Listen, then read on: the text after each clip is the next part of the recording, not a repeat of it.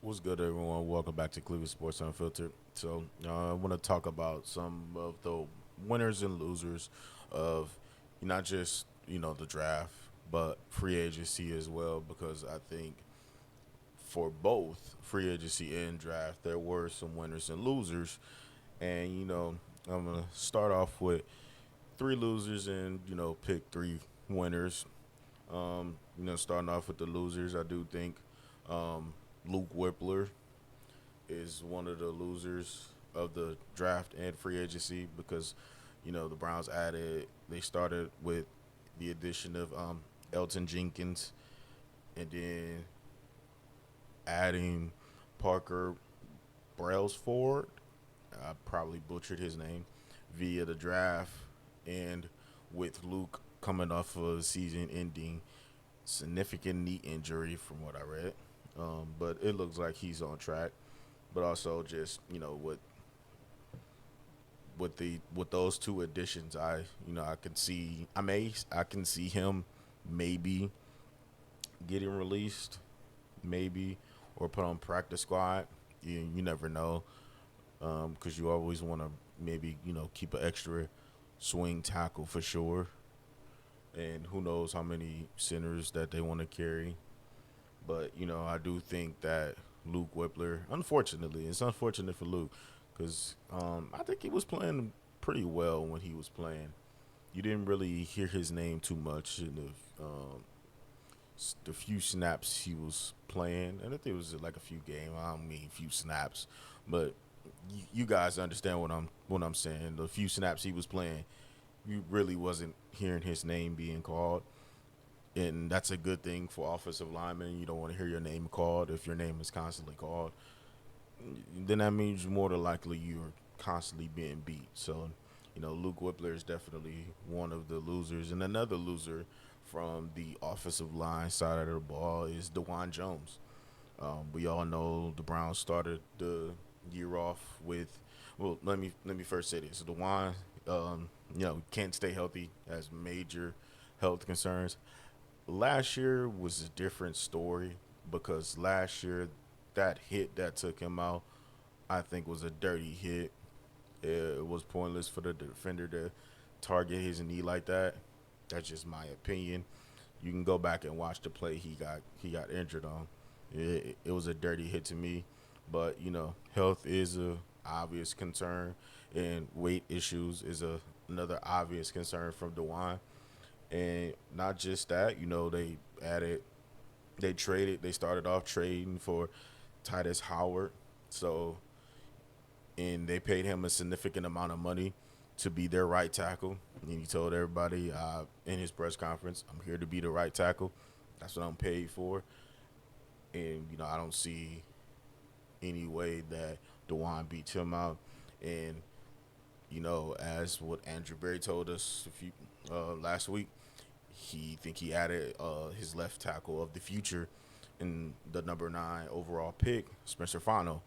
So with those two additions, Howard, Fano, and also trading back into the third round for their potential swing tackle, because if you swing tackle on Austin Barber from Alabama, I think he's from Alabama. I'm probably wrong on that. Pretty sure I'm wrong. Sorry, I'm probably thinking of the center. But trading back into the third round for Austin Barber, who Tom Munkin did say, he's going to start him on the outside. So that probably means he's going to be outside and probably going to be learning to play both left and right tackle to be their swing tackle. And, he can, Dewan can compete with that. I think Dewan can compete with that. But, probably do carry, maybe you carry extra two offensive linemen. I mean, these roster spots are like coveted. So like it's hard. Uh, but Andrew Berry said, he's always super optimistic on Dewan. He really likes Dewan, and Dewan has done everything he could do as far as like getting managing to get his weight under control. But man, it's just unfortunate injuries, and then also like I said with the two major additions to both sides of the ball. You know, you gotta count him as a loser, and another loser is more than definitely Cedric Tillman. I know some of you guys would have thought I would probably said Jerry or somebody like that, but no. Cedric Tillman is definitely one of the losses. Now, I don't think he's going to get cut. I don't think he's going to get cut, but he is in his final year under his contract, under his rookie contract, and for sure, I think he's definitely gone after this year because he was supposed to be what we drafted Denzel Boston to be. He was supposed to be the 50-50 ball, red zone, go up and get him target, and he hasn't been that. He's been very much disappointment in that. I don't really think he has any 50-50 ball, red zone catches for touchdowns, honestly. I mean, he has a game winner touchdown, but it wasn't a 50-50 ball. It was a great ball by Jameis, but it wasn't a 50-50 ball. But yeah, what he what Boston is slated to do that was supposed to be Cedric Tillman. He was supposed to be the 50-50 ball guy, the big body, post you up, score touchdowns, but injuries, inconsistencies, just not all his fault, honestly. You know, some may say his coaching fault, and for sure, definitely instability at quarterback also played a part in that. But, with the additions of Casey and Denzel and Isaiah from last year, I just, definitely got to add him to the losses. But I do have three winners from the offensive side of the ball. I'm going to start off with the entirety of the quarterback room. The entirety of the quarterback room. Whoever starts, Deshaun, Deshaun, whoever starts, obviously is slated to benefit from what Andrew Berry did, again, not only in the draft, but free agency, remaking the entire offensive line, going out and drafting a route runner, speedster, but also the 50-50 ball contested catch guy and KC and Denzel Boston.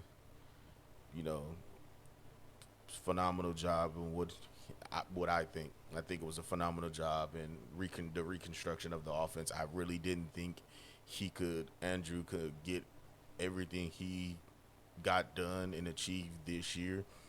I really thought that would be like a 2-year project. But, man, hats off to him. He did it. So, for sure, the entirety of the quarterback room, and I said in my last video, they have no excuse not to be good. But the entire quarterback room for sure is a winner. And another winner I think is Jerry Jeudy. Now with the additions of KC and Denzel Boston, granted they are rookies. They will be rookies. And I'm not saying that they're gonna be 1,000-yard plus receivers each. But they do take an immense amount of pressure off of Jerry Jeudy to be the one and take up the not just the primary corner spot, but the primary corner plus safety help over the top, or underneath safety help or linebacker help. It frees up Jerry Jeudy just a little bit to be the number one be that number one that Andrew Berry thinks he can be. If you listen to him in his press conference, I forgot who asked about Jerry, but AB clearly answered and clearly still thinking, as he said, he's still our bell cow, so he still thinks Jerry can be the number one. And KC, with his speed and his electricity with the ball in his hands, just throw him a quick bubble screen, slip screen. You just throw him, get the ball in his hands on reverses, end arounds, all that good stuff. That takes a tremendous amount of pressure off of Jerry. And also Denzel Boston being that big body guy. I think he's going to be, along with Harold Fanning. I think he's going to be the chains mover. You know, I think he's going to be the one where you need that crucial fourth down. And outside of Harold, you know, he's like a tight. He's big, not as big. It's like, yeah, he's almost as big as a tight end. He's 6'4", 220 plus, and you know he's a go up and get him guy. So you can, you know, work the sidelines with him, and you know he can work the intermediate of the field because he has phenomenal hands in catching in traffic. So I think Denzel is definitely going to be the chains mover. Again, the another thing that alleviates pressure off of Jerry being the true one. I think he'll be the one. He'll have the most targets. He probably have the most catches in most yardage, but still, I think that those two guys, take a tremendous amount of pressure off of Jerry's shoulders, which also leads into my third and final winner, Quinshon Judkins. Again, I spoke earlier of the entire reconstruction of the offensive line and getting the receivers. You know, if you can get the receivers to constantly make plays, that you know forces the team to get out of base and go more into zone coverages and bring out safeties instead of having multiple linebackers on the field. And it definitely lightens the box for Quinshon. And Quinshon was phenomenal. He had a phenomenal year, especially not having a training camp and literally just played one game. And if he didn't get injured, he was definitely going to crack 1,000 yards. So, well, we have better play calling, better scheme, better system. Um, that's all been and parts of this all I was saying. This is all to be determined. We don't know. We just speculating that it is, and we just think it is, and we just hope it is.